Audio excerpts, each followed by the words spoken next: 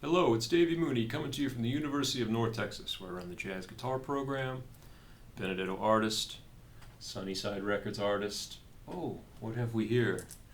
The new CD, y'all, way back. It's by the time you see this video, it'll probably be out. What is it? Right now it's May 12th, I think, but this comes out June 9th. But just today, it's available for pre-order on Bandcamp, from Sunnyside Records, and you can listen to a track called Wintry Mix, which is my favorite track on the album. But I'm going to talk more about that in future videos. Also, I got two Mel Bay books, Personalizing Jazz Vocabulary, Into the Labyrinth, An Anatomy of Position Playing for Jazz Guitar. And we just turned in my grades yesterday for spring 2023. A very fruitful semester, very busy semester, full of guest artists and chord changes and assignments due, assignments graded, challenges bested. Oh man. But that's not what I want to talk about today. I want to talk about the Wayne Shorter song Fall. It's a beautiful 16-bar Wayne Shorter song from the Nefertiti record. Comes right after Nefertiti on the album. It's track 2, Nefertiti's track 1. And beautiful tune, nice mixture of functional and sort of modal harmony. I feel like this one's a little bit more on the functional side. And it gets on Nefertiti, let's see, that's 1967, I believe, that record, 67, 68. The classic Miles band of Miles, Herbie Hancock, Wayne Shorter, Tony Williams, and Ron Carter. It gets this sort of abstract treatment, although there are some solos. Miles takes a solo, Wayne takes a solo, Herbie's got a solo where they go to like a kind of double time or some kind of rhythmic feel. It's all very loosey-goosey, especially, in the bass. Listening back, I was just listening to it a little while ago. Sometimes it's difficult to know what the bass notes, like the roots of the chords, are supposed to be. But you can interpret it in a couple different ways. But the lead sheet that I first saw in this song, I can't remember if it's in the original Illegal Real Book that I'm always making apologies for, but it's definitely in the new Real Book, which is kind of more legal and legit. I'm actually looking at it right here. I don't know if it has it says 1968 Miyako music used by permission. So I don't know if this was the lead sheet they were looking at. I don't know, that seems kind of odd to me that Wayne would have had it written out like this. But basically the chord, the way they have the chords in this chart are basically like F sharp, 7 sus, to B7, 13 flat 9, to E sus. And then there's this nice melody of E flat major, 7 sharp 11. And then that happens again.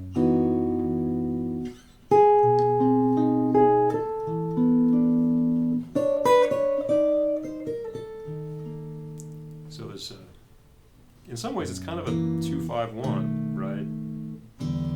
With a sort of a dominant sus, dominant flat 9, 13, and then E sus. It's kind of E minor. I feel like if there's a third in that chord, it's probably G natural. Though I don't know. I guess you could make it a dominant, and then the E flat major 7 is kind of interesting. Although I sort of think about that chord as, I'm going to talk about that in a second, because there's another version where there's different inversions of the chords that I like a lot. So you do that part twice. Then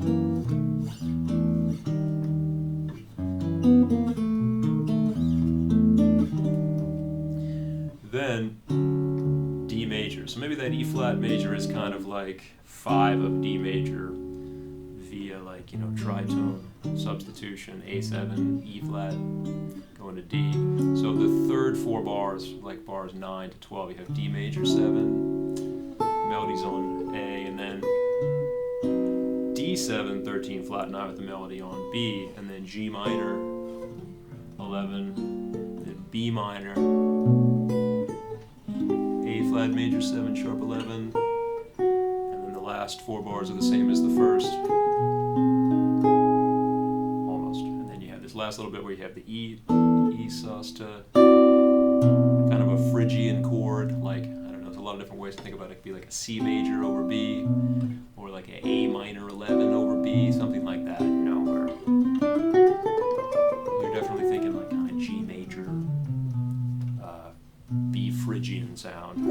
Although, of course, you can play a lot of different things on it.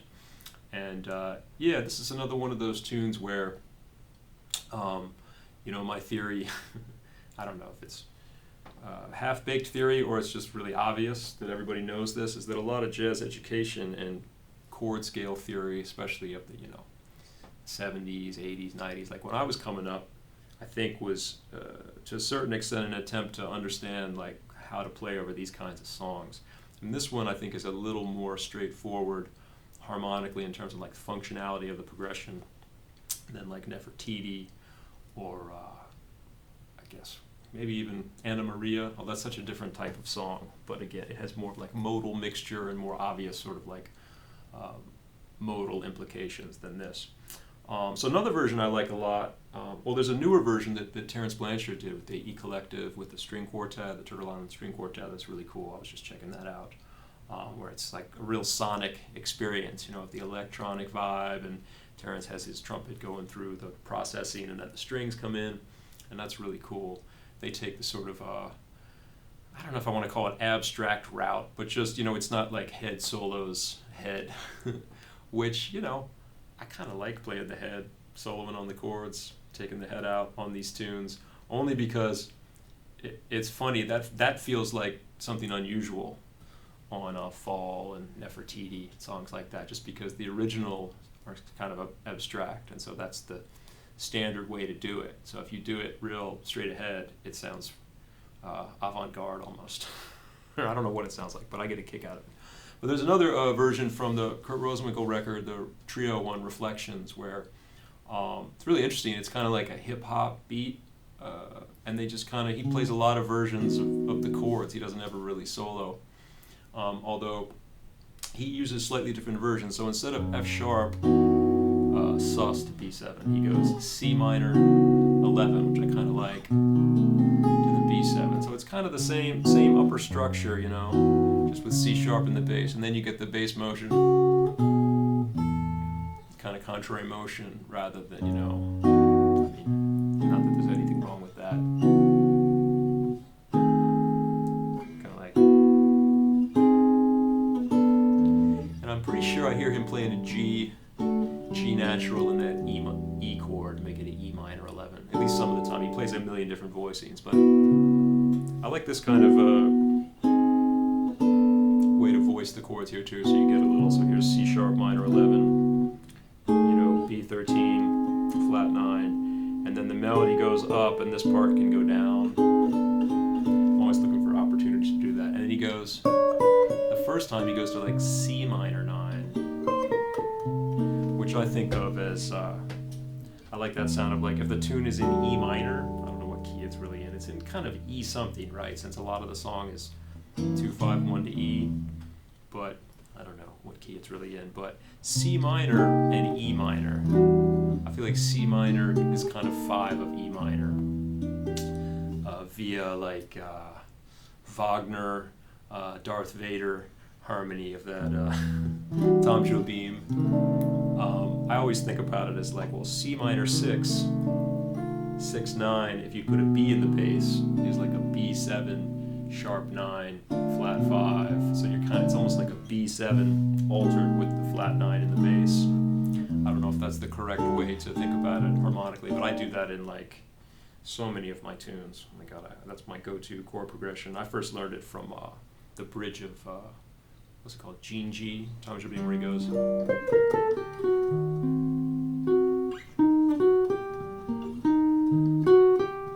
It's the real Darth Vader vibe, because John Williams borrowed some Wagner for that.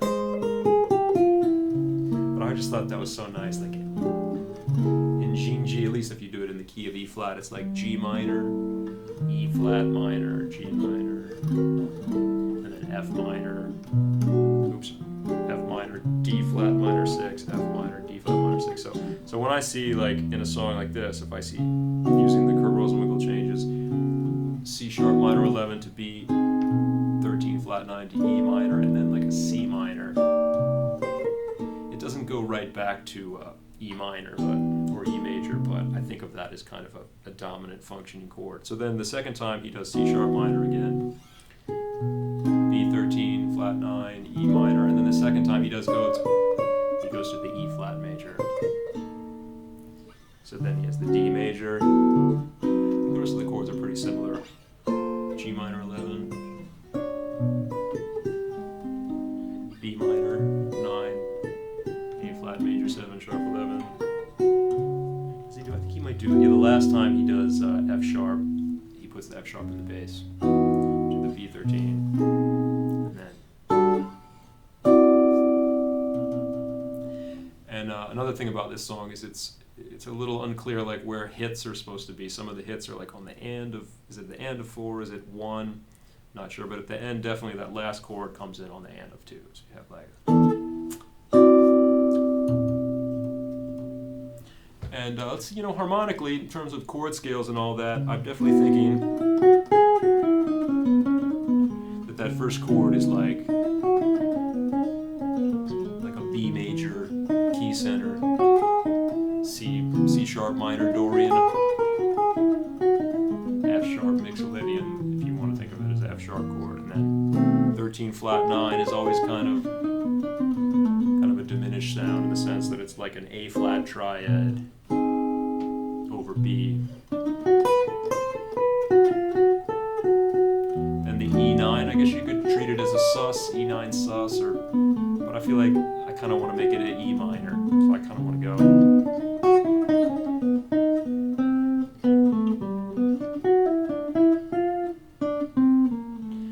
C minor, if it's a C minor chord, or if it's an E flat major 7 sharp 11, it's definitely that B flat major, C Dorian, E flat Lydian.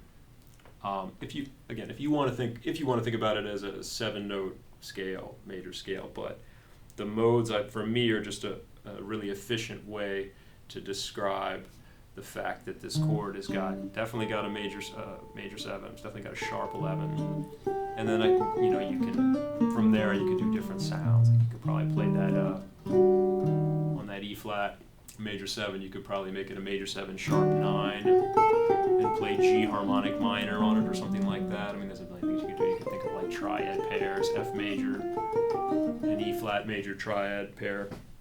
Other than that, it starts to sound like. It always starts to sound like the heat is on to me. But so then the next, like the bars 9 to 12, D major, D7 13 flat 9 to G minor. That's kind of like, oh wow, 5 of D major. Play some D major stuff. The D major scale. F sharp minor pentatonic. Again, like a half-whole diminished sound. Kind of a B triad over D. Play your diminished pattern, du jour. Resolve it to G minor. And then you have this.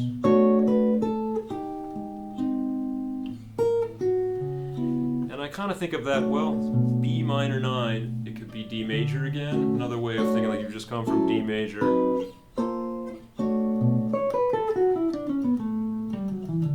Although, yeah, I think so.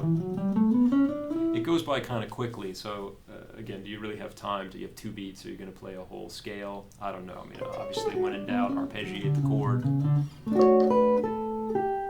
But it feels like it's got a G natural in it. Take you to the A flat major 7 sharp 11, which to a certain extent is kind of the well, it's not really the same. It sort of is an E flat in the upper extension. There's an E flat major triad, but it obviously doesn't necessarily have an A natural because the root is A flat. But I think in that part of the song you have it goes by so quick. Maybe that's the more modal part, to make B minor, to go to A flat major 7 sharp 11 back to either F sharp sus or like C sharp minor 11. I mean, mean, that doesn't necessarily go by any kind of tonal, functional relationship. It just kind of sounds cool. There's always sort of contrapuntal, ways that it works, guide tone lines and things like that. The idea that, okay, C sharp to D to D sharp.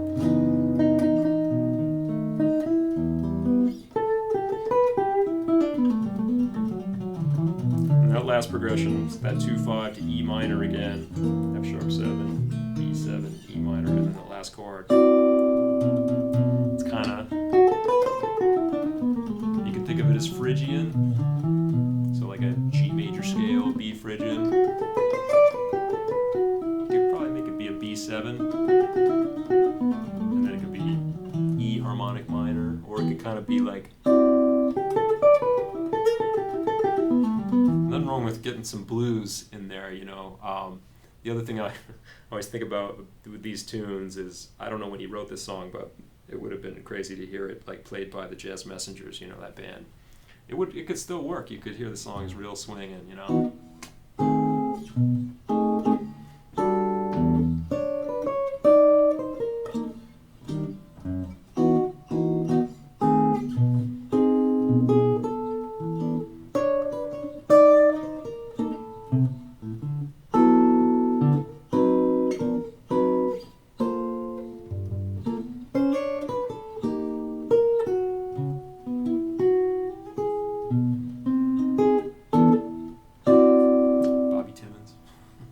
Anyway, it's a great song. I'm going to play some choruses using the Rosenwinkel inversions on the chords. But, Nefertiti, what a great record. I love this song. Very haunting, and fall. Seasonally, it's starting to get really hot here. I wish it were fall, So, okay, hope you enjoy it. And check out the new CD, Way Back. Right.